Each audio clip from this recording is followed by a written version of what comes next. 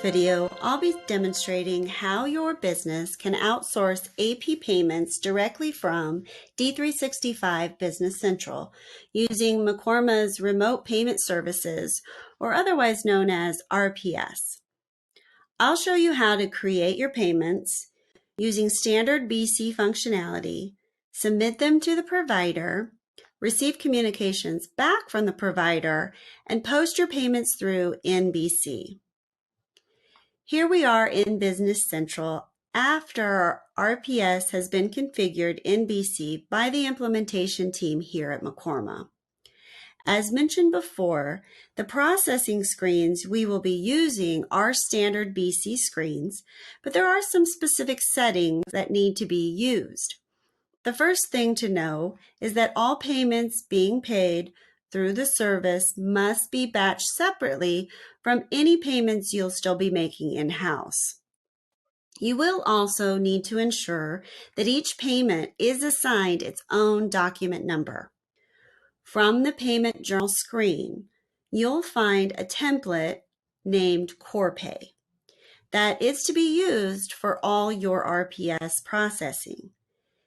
There are a couple of ways that you can capture payments for your RPS batch, and in this example, I'll be going to Related, Payments, and then Suggest Vendor Payments.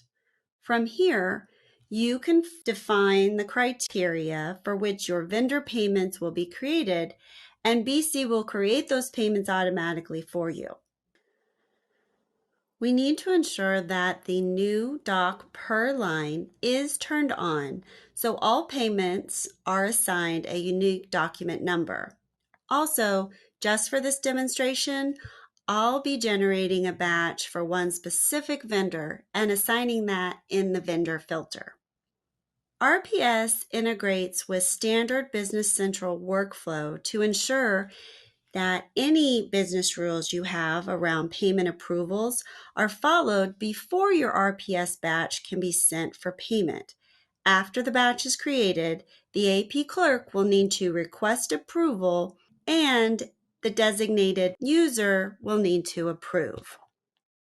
When AP receives notification that a batch has been approved, it's now ready to be submitted to the outsource provider by going to Actions, Mekorma, RPS, and then Submit to RPS. In a matter of moments, you'll see a confirmation message that the batch has been sent to RPS processing. If any problems arise, you'll be prompted to fix the errors for a successful submission. As you can see, the RPS status has updated to processing, and the batch cannot be edited anymore. If I refresh, I now see that the batch has been accepted and processed by the provider. That means the provider will now pay what was submitted via virtual credit card, ACH, or check according to your vendor's preferences.